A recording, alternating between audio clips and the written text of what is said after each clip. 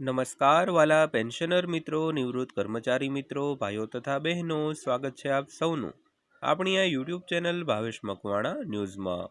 તો બધાને જય શ્રી કૃષ્ણ, જય માતાજી, હર હર મહાદેવ। તો પેન્શનર મિત્રો, આજના વિડીયોમાં આપણે વાત કરીશું પેન્શનરો માટે 100% સચોટ માહિતી આવી છે તેના વિશે। તો ગુજરાત રાજ્યના પેન્શનરોના પેન્શનમાં આજરોજ તારીખ 15/3/2026 થી આટલો વધારો થયો છે મંજૂર અને કેટલો વધારો મંજૂર થયો છે જેની આજના વિડીયોમાં આપણે એકદમ સરળ ભાષામાં વિગતવાર વાત કરીશું।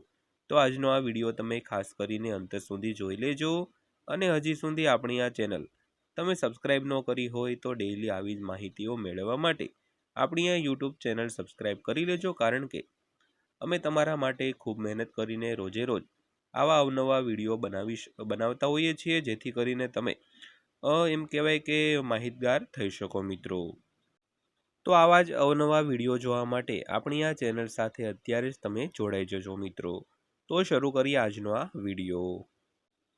તો સૌથી પહેલાં વાત કરીએ તો 18 મહિનાના ડીએ બાકી, એટલે કે 18 મહિનાનું ડીએ એરિયર્સ।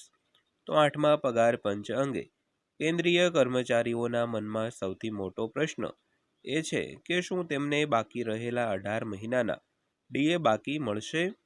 તો કમિશનની રચનાથી અપેક્ષાઓ વધી છે, પરંતુ સરકારે આ બાબતે પોતાનું વલણ પહેલેથી જ સ્પષ્ટ કરી દીધું છે। તો વિગતો માટે આ સંપૂર્ણ લેખ તમે વાંચી લેજો, એટલે કે આજનો આ વિડીયો તમે અંત સુધી જોઈ લેજો।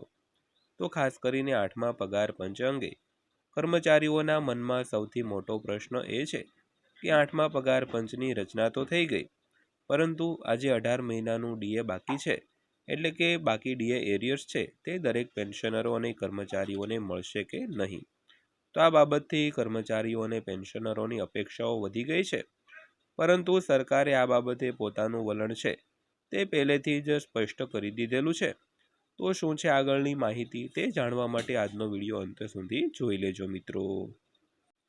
તો સૌથી પહેલાં વાત કરીએ તો મહિનાના મોંઘવારી ભથ્થા 8મા પગાર પંચની રચના પછી કેન્દ્રીય કર્મચારીઓ હવે તેમની ભલામણો પર નજર રાખી રહ્યા છે। તો આ પહેલાં પણ કર્મચારીઓ સંગઠનોએ તેમની માંગણીઓ તીવ્ર બનાવી છે। તો આમાં સૌથી મહત્વપૂર્ણ લાંબા સમયથી પડતર 18 મહિનાના મોંઘવારી ભથ્થાની બાકી ચૂકવણીની છે મિત્રો। તો ખાસ કરીને ડીએ એરિયર્સ છે, જે 18 મહિનાનું બાકી રહી ગયેલું છે, તો હવે કર્મચારીઓ તેમની ભલામણો પર નજર રાખી રહ્યા છે, જે આગામી 1.5 વર્ષમાં લાગુ થવાની અપેક્ષા છે। તો આ પહેલાં પણ કર્મચારી સંગઠનોએ તેમની માંગણીઓને વધુ તીવ્ર બનાવી હતી। તો આમાં સૌથી મહત્વપૂર્ણ લાંબા સમયથી પડતર 18 મહિનાના મોંઘવારી ભથ્થાની બાકી ચૂકવણીની છે મિત્રો। તો ત્યારબાદ વાત કરીએ તો જાણો શું છે આખો મામલો। તો હકીકતમાં કોવિડ-19 રોગચાળાને કારણે સરકારે જાન્યુઆરી 2020થી જૂન 2021 દરમિયાન મોંઘવારી ભથ્થું એટલે કે ડીએ અને મોંઘવારી રાહત એટલે કે ડીઆરમાં વધારો અટકાવી દીધો હતો। તો નાણાકીય દબાણનો હવાલો આપીને તે સમયે કર્મચારીઓ અને પેન્શનરોના પગારના 3 હપ્તા રોકી દેવામાં આવ્યા હતા। તો આ 18 મહિનાના હજુ બાકી છે અને કર્મચારી સંગઠનો સતત ચૂકવણીની માંગ છે તે કરી રહ્યા છે। તો મિત્રો, જ્યારે કોરોનાનો સમયગાળો હતો ત્યારે સરકારે જાન્યુઆરી 2020થી જૂન 2021 સુધીના 18 મહિના માટે મોંઘવારી ભથ્થું અને મોંઘવારી રાહતનો જે વધારો હતો તેને અટકાવી દીધો હતો, અને નાણાકીય દબાણનો હવાલો એટલે કે નાણાકીય દબાણ વધારે છે તેવું કહીને સરકારે કર્મચારીઓ અને પેન્શનરોના પગારના જે 3 હપ્તાઓ છે તે રોકી દેવામાં આવ્યા હતા। તો 18 મહિનાનું ડીએ છે તે હજુ બાકી છે અને કર્મચારી સંગઠનો સતત ચૂકવણીની માંગ પણ કરી રહ્યા છે।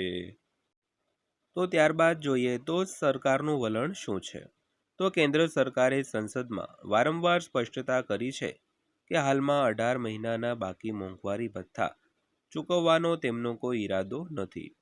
તો ગૃહે પણ પ્રશ્ન ઉઠાવ્યો કે શું ભારત સરકારે કોવિડ-19 દરમિયાન આર્થિક વિક્ષેપ અને સરકારી નાણાં પરના દબાણને ઘટાડવા માટે કેન્દ્ર સરકારના કર્મચારીઓ અને પેન્શનરો માટે મોંઘવારી ભથ્થું અને મોંઘવારી રાહત રોકી હતી। તો 2020માં રોગચાળાની પ્રતિકૂળ નાણાકીય અસર અને સરકાર દ્વારા લેવામાં આવેલા કલ્યાણકારી પગલાંના ભંડોળનો નાણાકીય બોજ નાણાકીય વર્ષ 2020-21થી આગળ વધ્યો. તેથી મોંઘવારી ભથ્થાના બાકી રહેલા પૈસા ચૂકવવાનું શક્ય ન માનવામાં આવ્યું. તો ત્યારબાદ વાત કરીએ તો કામદાર સંગઠનોની દલીલ શું છે. તો કર્મચારી યુનિયનોનો તર્ક છે કે 18 મહિનાના ડીએના બાકી રહેલા પગાર કર્મચારીઓનો કાયદેસરનો અધિકાર છે અને તેમને રોકી રાખવા એ ગેરવ્યાજબી છે. તો અનેક સંગઠનોએ માંગ કરી છે કે 8મા પગાર પંચના અમલ સાથે આ બાકી રહેલા પગાર ચૂકવવામાં આવે. તો યુનિયનોનો તર્ક એ છે કે આનાથી કર્મચારીઓને નાણાકીય રાહત મળશે, તો સરકારમાં વિશ્વાસ મજબૂત કરશે અને આશરે 48 લાખ કેન્દ્રીય કર્મચારીઓ અને આશરે 65 લાખ પેન્શનરો આ નિર્ણયની રાહ જોઈ રહ્યા છે. તો જો બધી પ્રક્રિયાઓ સમયસર પૂર્ણ થાય તો 8મા પગાર પંચની ભલામણો 2027ના પહેલા ભાગમાં લાગુ થવાની અપેક્ષા છે મિત્રો. તો મિત્રો આ હતી આજની માહિતી પસંદ આવી હોય, વિડીયો સારો લાગ્યો હોય તો વિડીયોને એક લાઇક કરજો અને આવી જ માહિતીઓ મેળવવા માટે આપણી આ ચેનલ સબસ્ક્રાઈબ કરી લેજો. તો ફરીવાર પાછા મળીશું એક નવા વિડીયો સાથે, નવી માહિતી સાથે. ત્યાં સુધી સૌને જય હિન્દ, વંદે માતરમ.